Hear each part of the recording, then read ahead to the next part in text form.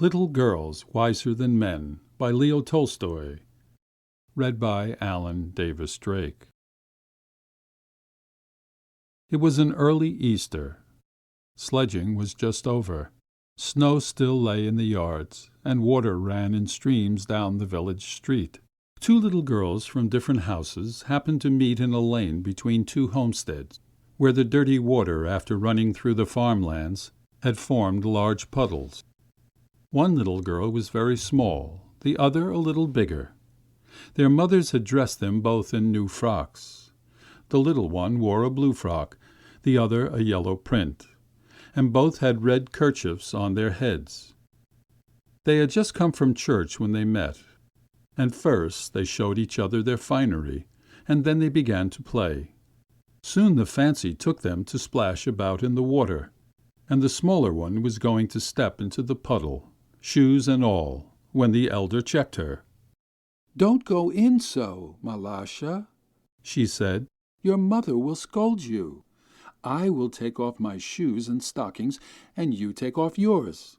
They did so, and then, picking up their skirts, began walking towards each other through the puddle. The water came up to Malasha's ankles, and she said, "It is deep, Akulia. I'm afraid." "Come on," replied the other. "Don't be afraid. It won't get any deeper." When they got near one another, Akulia said, "Mind, Malasha, don't splash. Walk carefully." She had hardly said this when Malasha pumped down her foot so that the water splashed right onto Akulia's frock. The frock was splashed, and so were Akulia's eyes and nose. When she saw the stains on her frock, she was angry and ran after Malasha to strike her. Malasha was frightened, and seeing that she had got herself into trouble, she scrambled out of the puddle and prepared to run home. Just then Akulia's mother happened to be passing, and seeing that her daughter's skirt was splashed and her sleeves dirty, she said, "You naughty, dirty girl! What have you been doing?" "Malasha did it on purpose," replied the girl. At this Akulia's mother seized Malasha and struck her on the back of her neck. Malasha began to howl so that she could be heard all down the street. Her mother came out. "What are you beating my girl for?" she said, and began scolding her neighbor. One word led to another, and they had an angry quarrel. The men came out, and a crowd collected on the street, everyone shouting and no one listening. They all went on quarreling till one gave another a push, and the affair had very nearly come to blows when Akulia's old grandmother, stepping in among them, tried to calm them. They would not listen to the old woman, and nearly knocked her off her feet. And she would not have been able to quiet the crowd if it had not been for Akulia and Malasha themselves.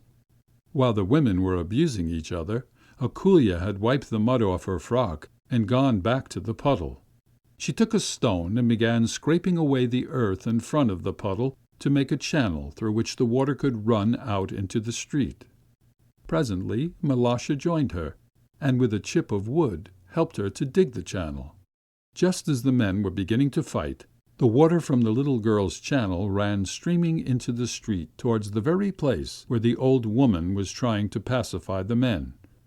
The girls followed it, one running each side of the stream. "Catch it, Malasha, catch it!" shouted Akulia, while Malasha could not speak for laughing.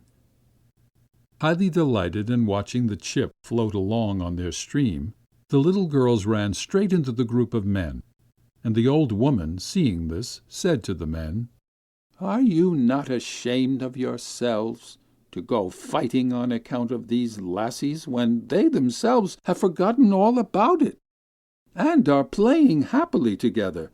Dear souls, they are wiser than you." The men looked at the little girls and were ashamed, and, laughing at themselves, went back each to his own home.